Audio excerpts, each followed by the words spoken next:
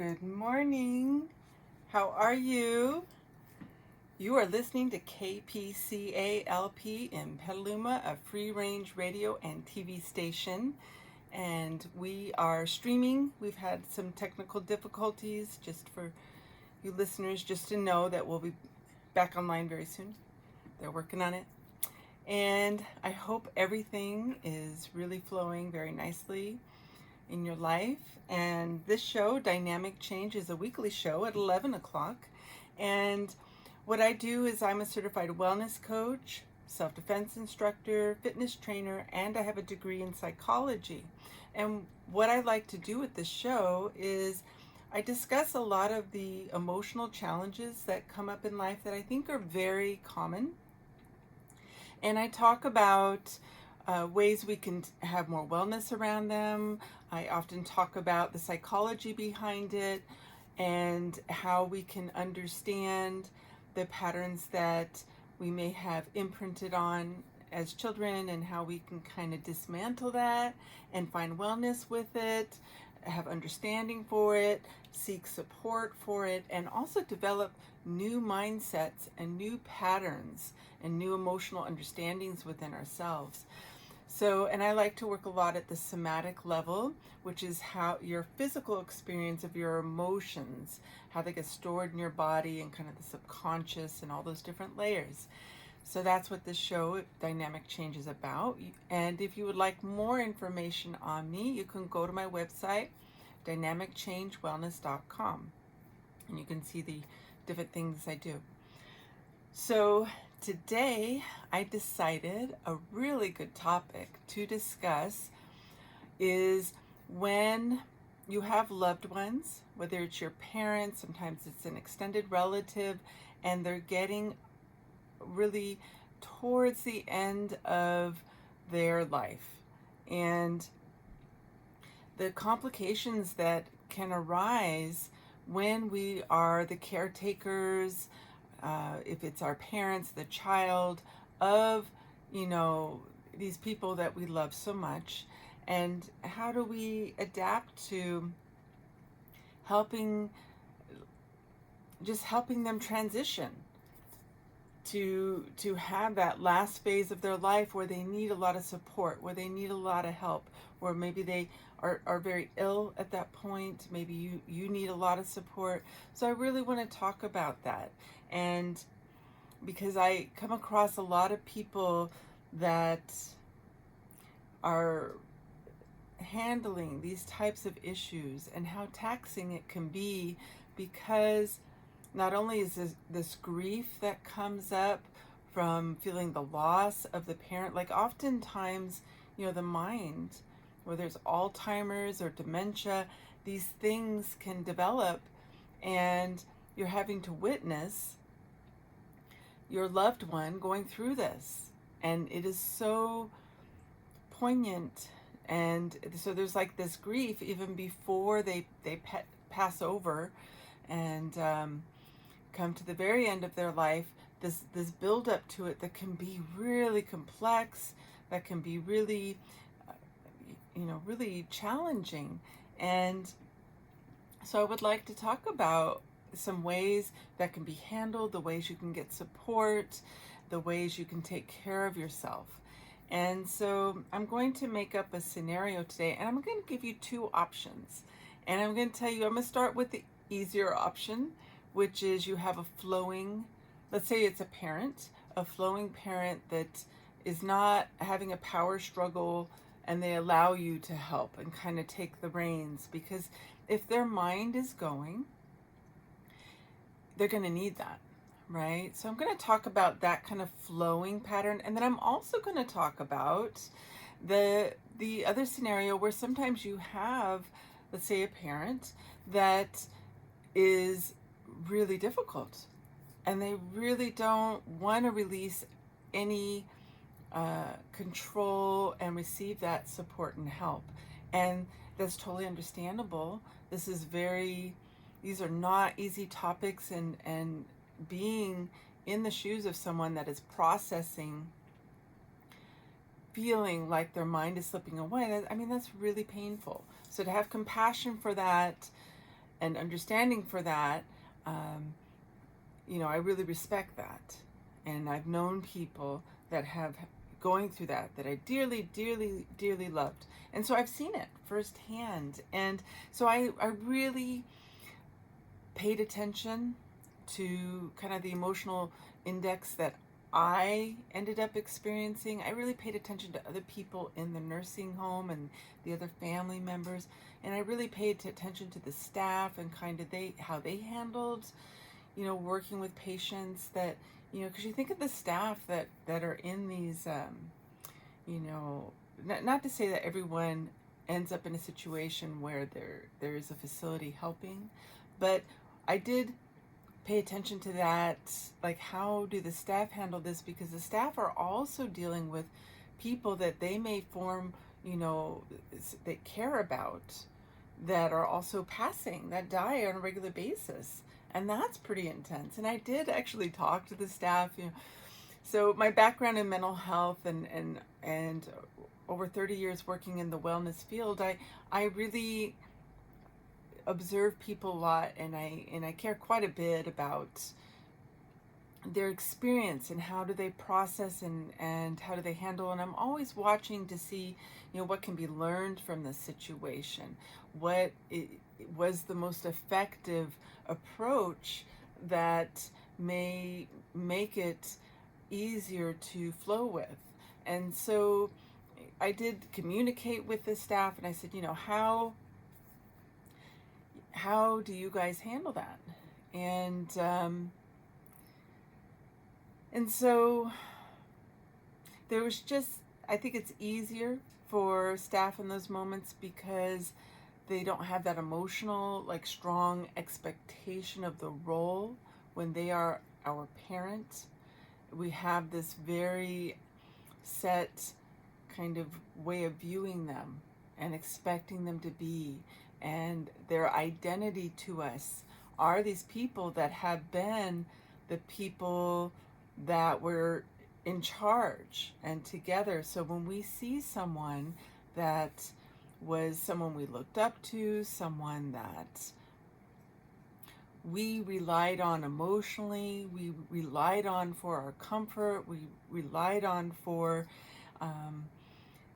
having that role, I think there's this instability that is felt when all of a sudden the person that maybe symbolically, subconsciously, and emotionally is represents our stability or safety.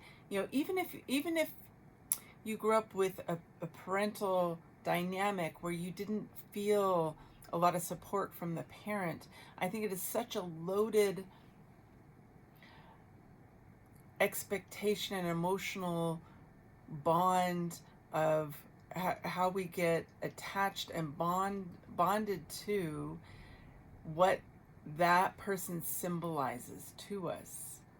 And so all these things come up when you're handling these things.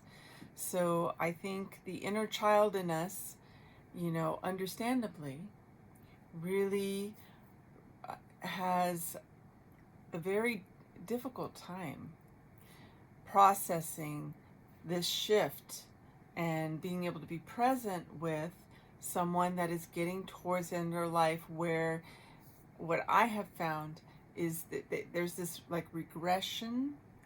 And so just to complete with the staff, when I was observing the staff, they were so kind.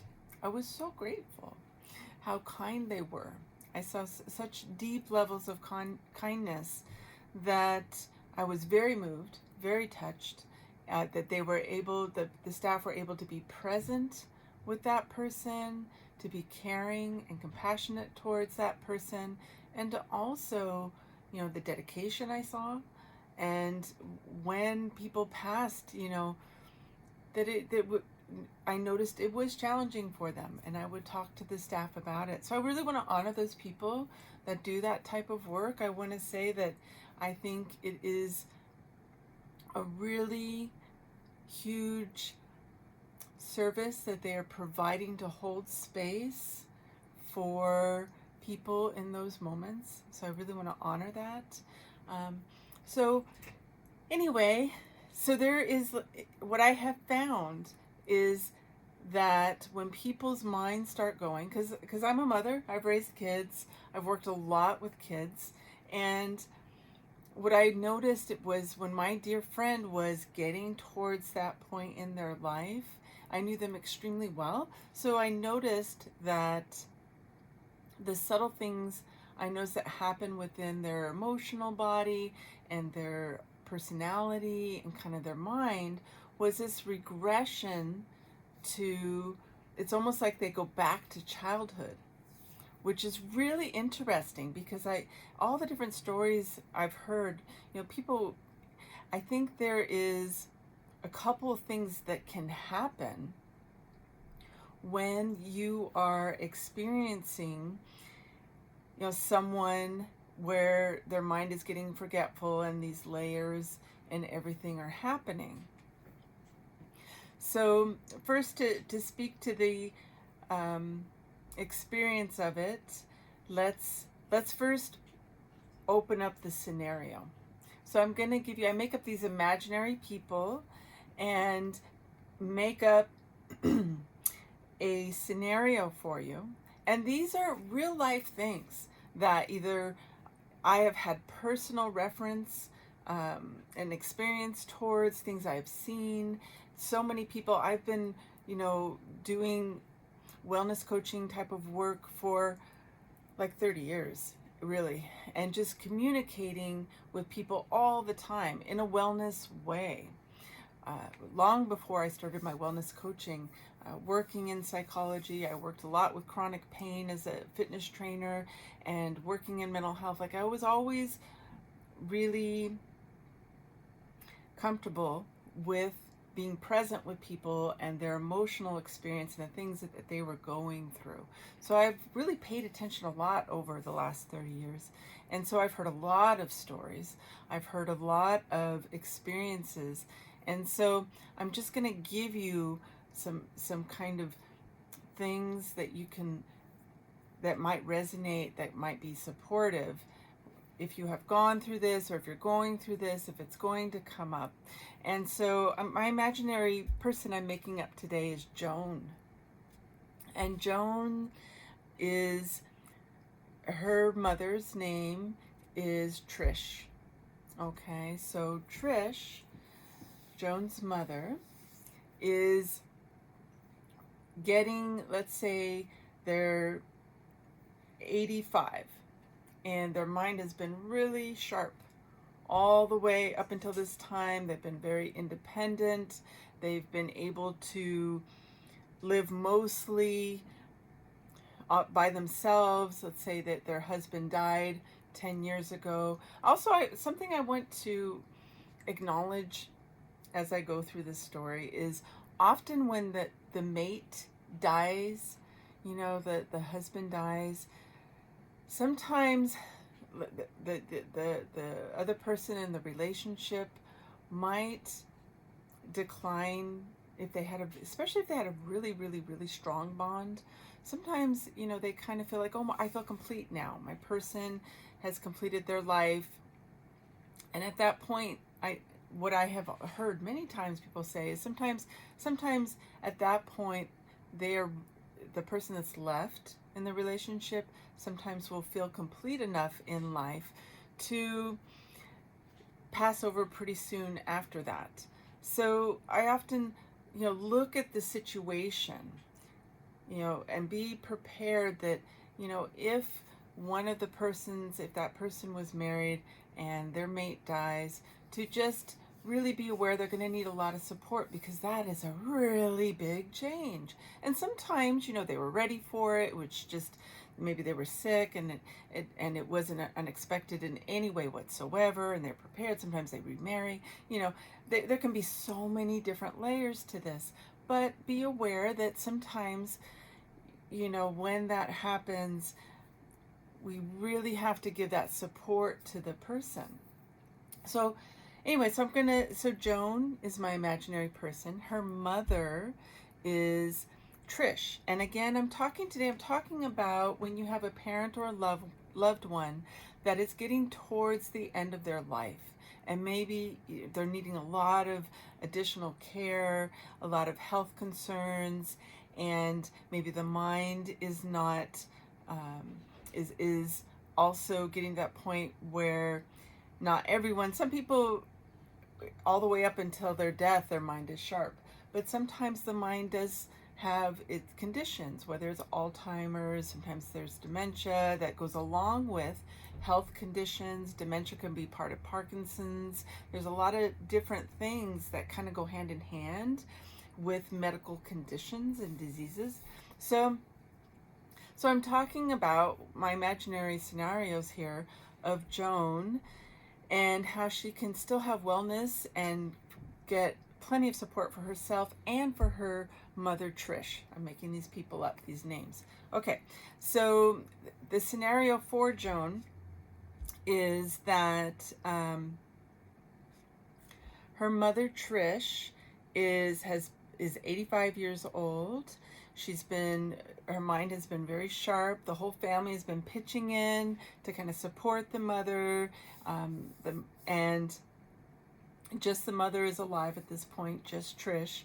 And it's been a really workable situation thus far. But then they have noticed that Trish is, when she communicates, she's repeating herself, that she is not remembering certain details about the day, about what day of the week it is, what happens on a particular day of the week. There's little signs that is slipping a little bit, okay? And also real quick too, so at this age, 85, let's just say she's not driving anymore. But something to be aware of is when you start seeing these signs, I think it is really important to a really uncomfortable topic, very uncomfortable, but I'm going to go there. The power of attorney things. If you have a parent that is really, you can communicate with them easily and say, I want to be able to, Joan could say this, to the mom. I want to be able to support you well in advance, as you are progressing in your life, to give you anything you need so you do not have to stress over it or try to problem solve it. And I think we should do the power of attorney so I can just support you. I want you to tell me everything, how you want it to be now, and approach this topic early. And before you get to the point where the mind is going, because then at that point they may be really scared because they can feel their minds going. I can't even imagine the unsettlement that you would feel if you're trying to fight that scenario. It's starting to happen. That's some really intense stuff. So if you have someone that's really open in those ways, I recommend long before you get there, when things are still, they're really operating well, and just say, especially if you have a really good relationship. Let's say Joan has a really good relationship with her mother, Trish, and she just says, Mom, I love you so much that I just want to be able to handle things for you when you need it. So you can say it in a way like, when you need the support, I want it to be a nice, easy flow. I want to be able to take things off your plate as needed. So ahead of time, I think we should get the power of attorney done, and I want to have discussions with you. And it doesn't have to be this morbid thing. The power of attorney is intense. I do have a lot of knowledge around it. It's, talking about how they want to handle their death and everything. I mean, it is intense topics, but they still need to be had, those conversations. So I would broach them as early as possible. And the hospice centers are really lovely. They have so much support and everything. So sometimes you can reach out to them, and they have counselors and all kinds of stuff, and they may have some resources of how to communicate these kind of things to your loved ones. Another really valuable resource, the senior centers, which I found so helpful, is they have attorneys there that actually work at a very affordable rate to advocate for seniors, and to where you can go in and talk with the attorney, so you can have this kind of conversation with your person ahead of time and say, talk about their spirituality. If they're spiritual, what are your wishes, what makes you feel good, and then talk about your health. Do you want to be resuscitated? Are you one of those people that would rather be kept alive by machines or not? Like really start to have these kind of conversations. And it's worth it, because even though it may be uncomfortable and may be challenging, it is so stressful if you have not and sometimes you just can't, it's really complex. But if it has to be left to the last second, I'm going to tell you, Joan, the person that is there for their mother, can be really a lot to handle. And it's a lot to handle just to have your parent, get to the end of their life. Emotionally, that's loaded enough, but let alone having to deal with decisions or paperwork or all these things is so intense, that to take care of yourself and to take care of her mother, Trish, Joan, if she, as much as can be handled ahead of time, is really a wise, choice and helpful choice for both people involved. And this gives also a lot of time for that room to have emotional closure, because when you're dealing with the end of the life, you don't want to have to deal with all this other stuff where you have to be thinking and making decisions that are so serious when you're processing that a loved one is leaving their body at that point. I mean, it's just, let's try to make it as peaceful as possible, so we can be present in that moment, so we can be really emotionally present to complete that connection with that person, and to like, it's a sacred time. So we want to be able to not be overloaded, distracted, and have all these things going. So I talked to my friends and people that I know quite a bit about stuff like this. And because I did have a very dear friend die, it's been a while now, 7, 8 years ago. And so watching this process, watching, the things that come up, I really want to speak to that, because I understand the many layers. So basically, if you can broach those topics. So driving is one of those topics. When it starts to get weird, you can talk to the person, say, Joan could talk to her mother and say, Trish, let's say before 85 years old that Trish is at now, the driving, her mind was starting to slip a little bit. And they did not feel it was safe.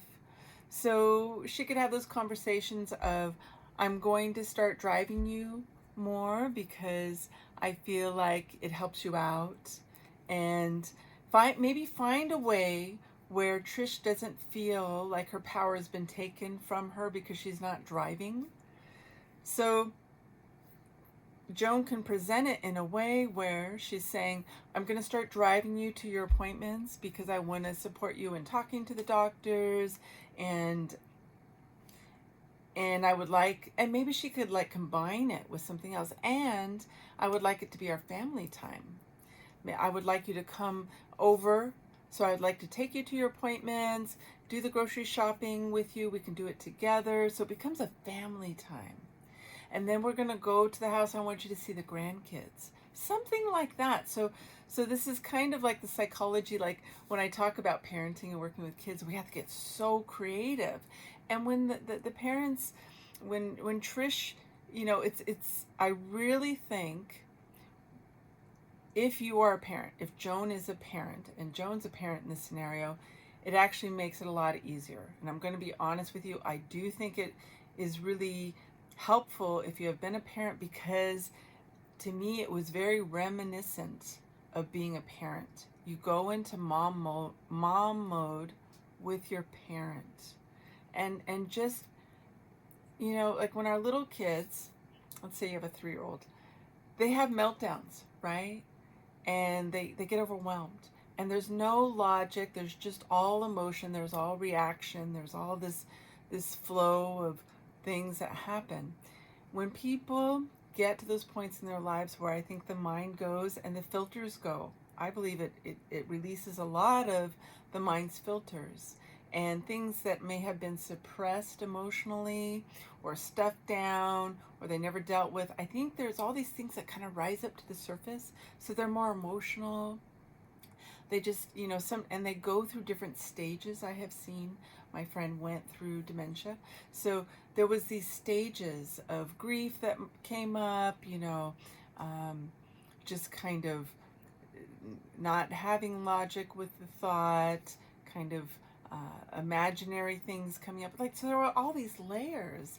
And so basically, when you're moving into those years, and if the mind is going, if you can go into a parenting kind of way of looking at it, where if you can let go of it, the person, the attachment to the person having to be your parent, just try to let it go and say, this is a person that I love and adore, and they are going through a stage that is like regression, that it's more like they become a little more like a child.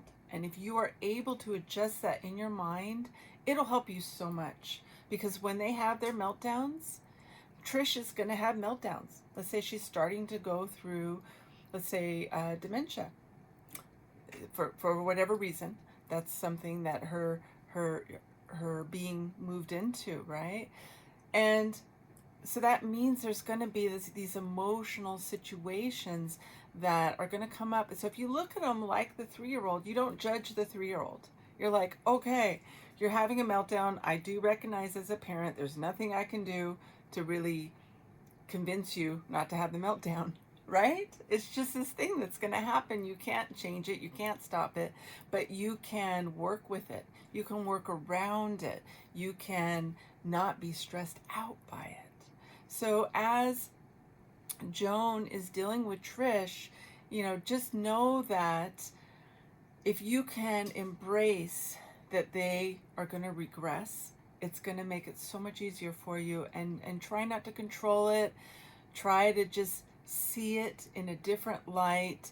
Try to let go of the past of how they were, because it is going to change. And so there is this attachment that our inner child has to them being a certain way. And I think that's what's so painful. There's grief there. There's all this emotional buildup.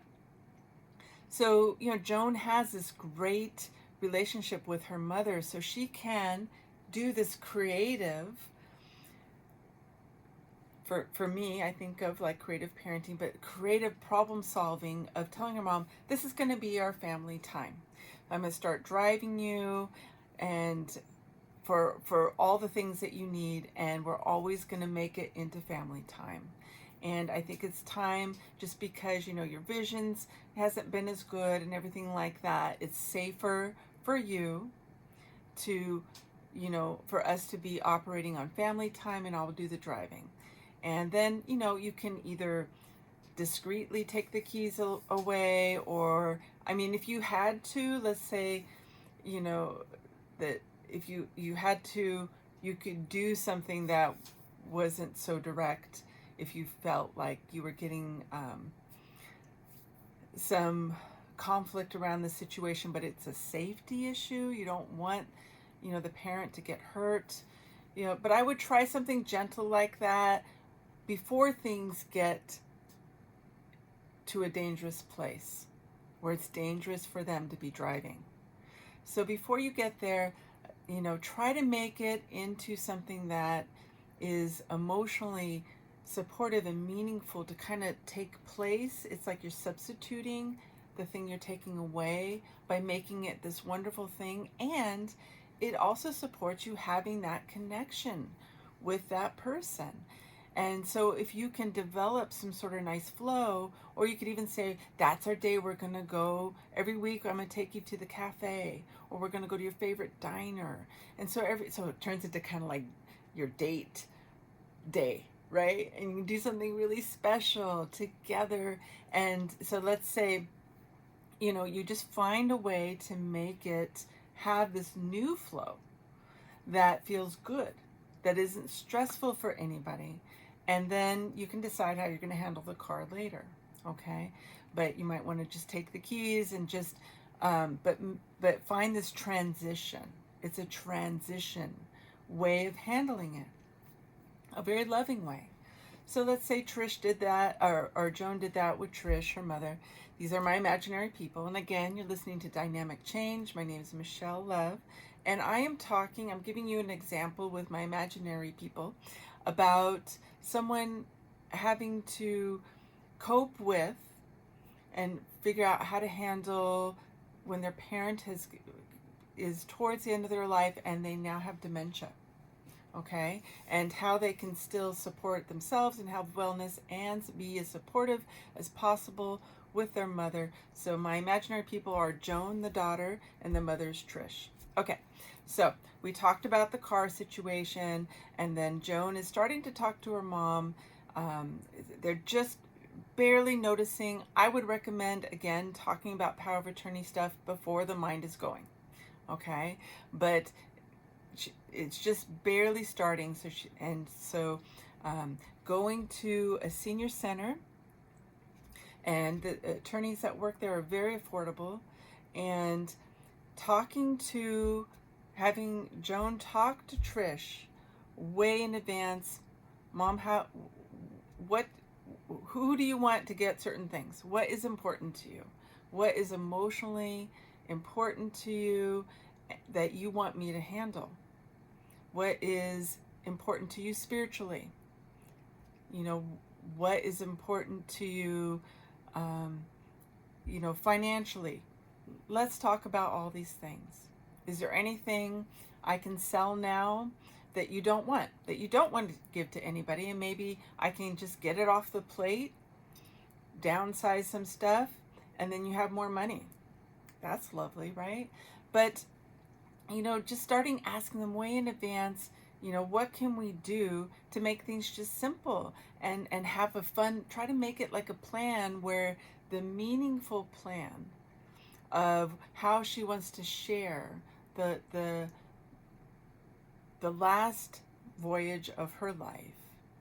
What is important to her at that point? You can even ask your mom, is there anything you've always wanted to do that you never got a chance to do? I mean, how wonderful is that? And start making plans of, let's maybe once a month, we're going to do a special outing. Maybe she always wanted to go on a boat. She never went on the boat. Take her on the boat.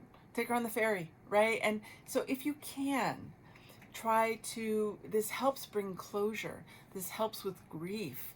This helps give people action. I think they feel very at the whim of helplessness when this grief comes up when the parent is getting old.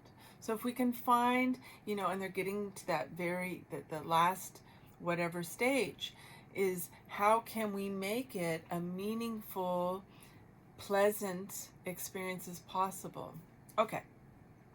So having those communications, you can go to the senior centers, you can, have the power of attorney written up, and just communicate as much as possible. Then communicate about all the stuff and try to start downsizing, because when people pass and there's all these things to deal with, it is a lot.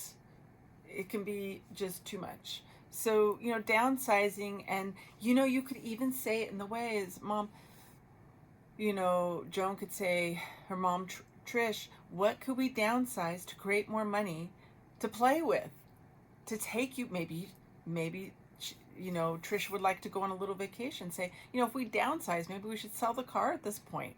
I love driving you around. That's our family time. We could get, sell the car. We could get rid of a few things that are no longer being used, but are worth some money. And we can use that money to do some nice trips together. Where would you like to go? Or would you like to have flowers every day? I'll make sure there's flowers every day. It's just money to utilize for maybe just special things at that point. So things like that where you're just helping. I think this helps people process. If we are waiting to the last day or the last year where everything is complete chaos and complete stress and everything's going downhill so fast, that there, if you have preparation time, if there's a way to work on that flow, it gives you time for closure. It gives you time for connection because you're talking, communicating. You are opening the door. So Joan is opening the door to Trish to talk about this transition that's coming up in this very subtle way. And I think it's extremely important. A lot of cultures, in other countries, Native peoples, like a lot, other cultures, they really handle these kind of situations in ways where I find I've heard and read, and I find these things very interesting about really, saying everything you need to say. And I tell that to my friends when they're dealing with death. Tell them everything you wish you would have ever told them. Don't hold back, even if it's messy, because if you don't, like even the messy stuff, that can fester and be this emotional block that you've never dealt with. So, you can communicate and say, I really love you and appreciate you, and I understand that, like maybe when Trish was a kid, there was this really complex situation where there was this conflict, and maybe she's been able to see that her mother Trish was doing the best she could, and that situation Trish always judged her on. How about that? Something like that. And Trish is like, Mom, I just wanted to talk about this particular issue that I realized I was hard on you about, and as I became an adult, I've realized, going through, Trish is like going through my own life and realizing how challenging those things are and how imperfect that they can play out, and how challenging it can be to stop something. Like, she could tell her mother, Trish, I really forgive you, and I'm sorry for my judgment, and I really love you, and I really honor and respect the things that you did for me, and maybe articulate some of the things that Trish was able to really, do for Joan in her life, where she did really feel supported. Like, completing those emotional things that are so huge are a really big deal. And then, talking about, when you talk about releasing stuff or releasing, these things that are really just stuff in life, right? The material things or whatever. But what that does is emotionally prepares someone to feel like they can complete their life in a really good way. And then Trish could ask, or Joan could ask Trish, her mom, is there anyone you need to speak to? Is there any business that you felt like you never fully resolved with anybody that we could, take care of? We could do, So helping them and encouraging the family and friends and anybody that hasn't completed emotionally with Trish. Anything that can be completed, I think that heals everybody in that situation. So any kind of support, any kind of completing things, any kind of taking care of business emotionally, materially, health-wise, all these things is very healing for everyone involved. So The senior centers are great. Now, the other thing I always tell people is get as much support as possible for yourself. And so like Medicaid and insurance, depending on the insurance, that they often will cover, maybe not a lot, but they will cover a certain amount of home care where professionals can come in like a nurse to help with if there's some big health concerns. And getting as much support as possible is huge, because trying to do it all on your own, if Trish tried to do everything on her own, it's just too much. Emotionally, it's a big thing. So if you have family members, everyone can help out. And I really believe in the tribe kind of feeling, sometimes there's people that are like family. Let them help. Ask for help. Ask for as much help as possible. Get professionals if you can, but do it before things get really difficult. So way ahead of time. Let's say Trish just got diagnosed with dementia. Then right away, Joan is handling the power of attorney if it hasn't been dealt with. That's dealt with. Great.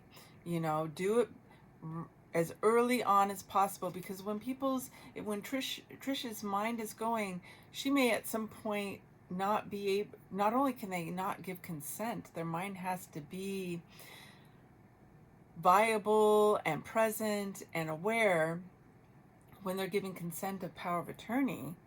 Otherwise, you can get power of attorney through the doctors. They can say, well, they can make that decision that the patient can no longer make those type of decisions for themselves. So then it can kind of automatically be done for the child. That's another way that can play out. Okay.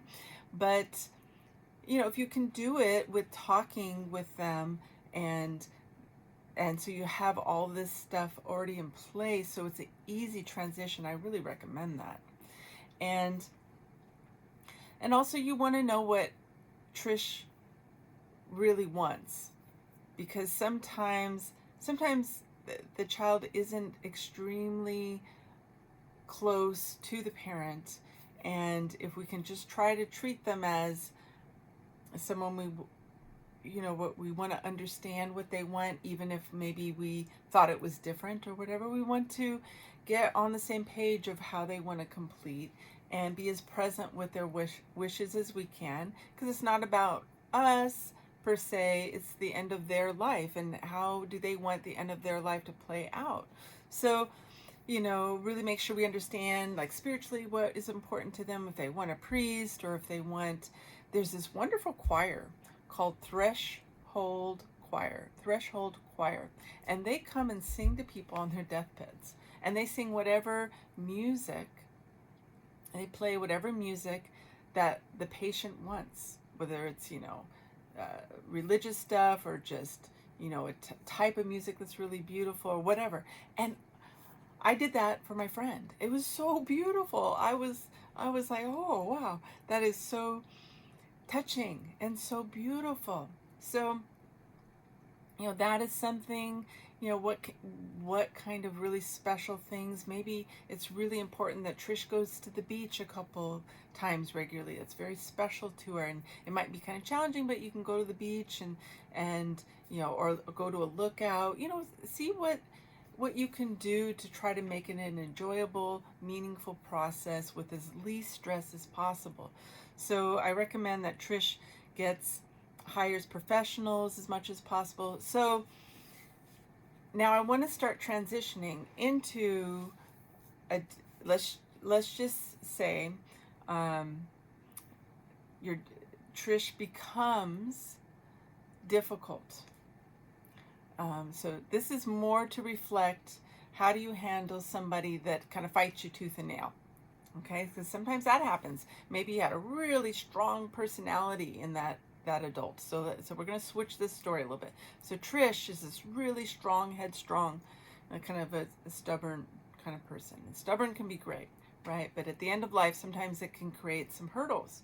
So in those situations, it's really important to Trish gives herself support. Because if she's dealing with someone that maybe fights the scenario, have long before it's super needed, if you have the financial resources, and if you don't have the financial resources, just try to get other people involved.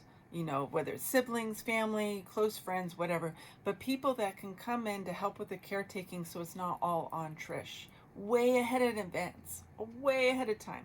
Now, if you do have money for professionals, I would recommend finding someone way ahead of time and having several people. This is like when you're a parent, you have to have several babysitters. Options. But you start looking way ahead of time and find someone that is just lovely. Maybe Trish really appreciates humor. Find her someone just with a beautiful heart, competent, maybe they're a nurse, and they're funny. Funny is fantastic. Kindness and funny. Great, right? So find what you need. Find it way in advance and find several people, not just one. And start having them come in. If you had to make up a story, let's say Trish was having a hard time adjusting to anyone coming in for self-care. So maybe Joan could present it that this is the nurse rather than a caretaker. Maybe use the title, this is a nurse. She's coming in to just kind of give you a little physical checkup regularly and kind of educate me on the medications. And so even though that nurse is also a caretaker position, and they have both roles or whatever, the way you frame it is really important. And so you can start introducing them early so they're getting used to having someone new come into the home, someone come in to help, and you rotate the people so they see them occasionally, so it's not like all of a sudden the stranger is here. So that's one thing you can do. And in the nursing homes, when the mind starts going, they put up pictures and of things that help the elderly person remember, like it's comforting for them, because they start to get confused with dementia. It's comforting for them to have things very familiar. So having pictures, having their favorite things, music can be really helpful. If they have a favorite food that's healthy, that their body handles well, things that are familiar really help them. So just think like what tactilely is helpful. Maybe they love soft things, so you have soft things on the bed. You have their favorite soothing music in the background.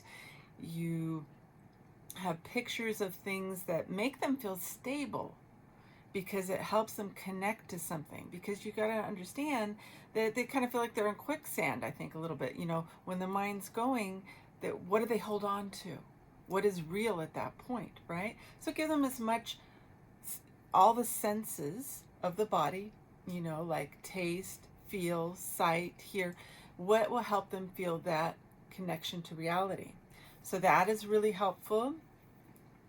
So getting as much support as possible. Caretakers coming in way ahead of time. Get yourself counseling for this, I recommend, or find a group of, when someone's transitioning. Talk to senior centers, get as much support as possible. Talk to hospice way ahead of time, because they just have resources and they're so kind. So just get yourself as much support as possible. And ask everyone for help. Ask, if you have the money, it is worth it. Pay someone to run the errands for you. Pay someone to come in and cook some meals. Pay someone to come in and tell your mother jokes. Right? We love these people. But don't try to do it all yourself. Just don't. If you can, you're like a superhero, and that is fantastic, and that's great.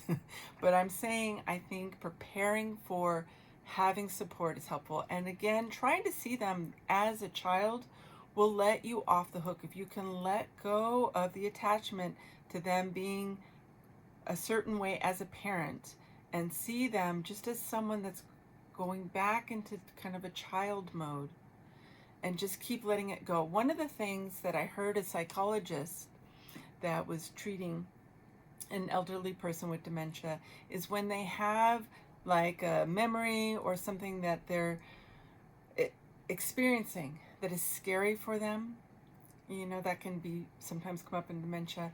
And, let's say Trish didn't know what to tell, or Joan didn't know what to tell her mother Trish, that was having kind of this scary mental fixation. The psychologist told Joan, tell Trish, say to Trish, Mom, maybe this is just a really vivid dream. And I was amazed when I heard this story. It actually completely worked. Just giving them a way to let go of something that doesn't make sense with the dementia. Maybe it's just a really vivid dream. It gives them an out of how to get out of that, and just keep saying that. And so when they keep repeating things over and over and over, which is part of dementia, right? Because they can't remember they already said it or re-asked it, have other people come in. Give yourself a break. Give yourself a break. Give yourself a break. Sometimes you can put notes up for them if their vision's still really good, to remind them. It's almost like, you ever see the movie 50 First Dates with Adam Sandler and Drew Barrymore? So cute.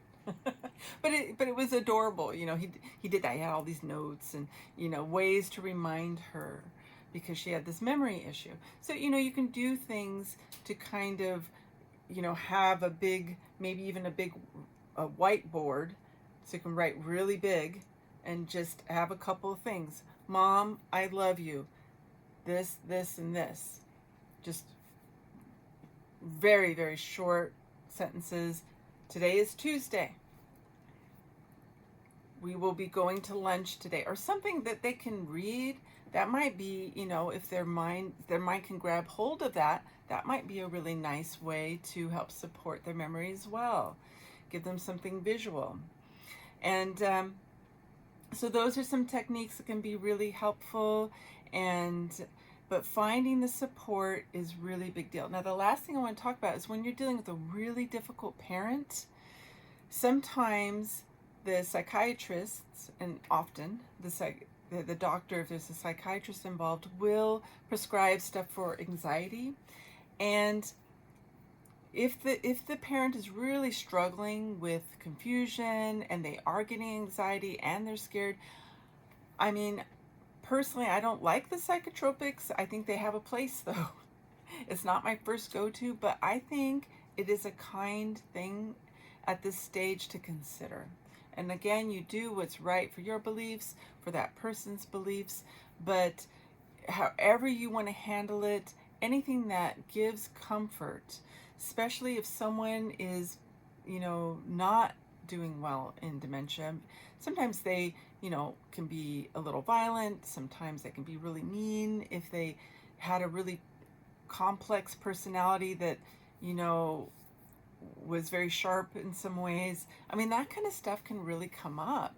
And because the caretakers and everyone, you don't want to be mistreated, it's something to consider, is how can we make this, because let's say if either you have caretakers or people in the situation that are able to completely not take it personal, and it's fine, but if the patient is really combative, struggling within themselves, their mind is going to some places that they can't process well, there's a lot of fear coming up, it's kinder, I think. But also not to medicate someone, to put them in that restraint of medication. I don't really believe in that, but there are ways to do low dosages of things to keep everything so everyone can manage the situation in a very kind, very humane, very nurturing way for everyone involved. You don't want to be abused by someone that can't help it, but they're going through some really difficult emotional things with the mind and everything, So, and try not to take it personally, because they're just going to go through stuff. And my last story is for me with my friend that was going through dementia. I would go in, and they kind of lost, they went through different stages, and it helped me so much to go into mom mode and just to be present with them like you would as a parent. So if you ever have any kind of emotional index for that, I think it's such a powerful emotional index. So I would used to always go in on those days where I felt very emotionally overwhelmed with the situation. I would just go in and file her nails for her and just hold her hand. And for me, just sitting with her because she couldn't communicate with me anymore, I would just file her nails, hold her hand, do something for her that allowed me to do something, because you feel helpless. There's no getting around that. So, you feel helpless, but you can still provide something for them. It makes you feel better, for one thing. And for me, I just kept looking at it like I'm just going to be present with this person that I love, wherever they're at. And so it's a lot like being with the baby or being with a little kid, and there's no controlling it. There's no controlling if they're teething in that moment and they're just crying, or they're having a special body thing going on. There's no controlling that. They're spitting up, whatever. You have to go with it. You have to just kind of be present. And if you can just be present, just breathe deeply and give yourself something you can do that still allows you to just be there with them and just breathe and do what helps you. Put on some beautiful music, bring a snack, and just sit there and just take some deep breaths. And after you're done, maybe go for a walk, take some more deep breaths. Get counseling if that is something that helps you. Go to a support group if that's something that helps you. Listen to comedians. I love listening to comedians. Like in the car, and I just put on the comedy channel. Do something that is just be gentle with yourself. This is such a big thing. But if you can let go of who they were and just say, do something where you could even journal about it. Write about how they were and say, I really miss them being like that. And then write about where they're at now and to acknowledge the emotional stuff that's going along with this. And now they're like this, and I have a lot of grief around that. It's really sad. But I'm going to just keep allowing myself to breathe through this. Maybe start taking an art class so you have something to help the emotions flow and express. And really be gentle with yourself. So again, get as much support as possible, get everything prepared as much as possible, do it ahead of time. Do not save things for the last minute if you can in any possible way. And the power of attorney is huge. Knowing what they want ahead of time is huge. And communicating with family members, communicating with everybody, and it can be a lot. That's why if you start as early as possible, you're going to deal with all the conflict as early as possible. And I hate to say that, but when it all hits the fan at the very end, that's a lot. So anything that can kind of be worked through ahead of time will make everything easier. But hiring people, it's worth the money. Hire as many people as you can. There's also services that are covered by insurance. Get the help you need. So again, my name is Michelle Love. You have been listening to Dynamic Change on KPCALP in Petaluma. This is a weekly show from 11 to 12 o'clock. I'm going to read about another show that we have here on the station. It's at Mondays from 3 to 4 p.m. It's called Bear Time. It's hosted by Mr. Bear. Bear Time is an eclectic array of music from around the world, spanning artists, generations, and genres. Lots of Irish, Caribbean, jazz, swing, and the bios. Some shows may feature a theme related to a holiday, an event, or perhaps the passing of a musical artist. Bear Time is quality airtime. It sounds fantastic. I love the variety of music. So again, today we talked about dealing with parents that are at the end of their lives and how you can still find wellness for yourself. And you can go to my website, dynamicchangewellness.com, to see all the services I provide for people in the wellness field. You can go to my YouTube channel, Michelle Love with Dynamic Change and Wellness, to view all the shows that I upload that I do here on KPCALP in Petaluma. And I appreciate you tuning in today. You have a wonderful day, and I hope everything flows in just a magical way for you today. Thank you so much. Bye-bye.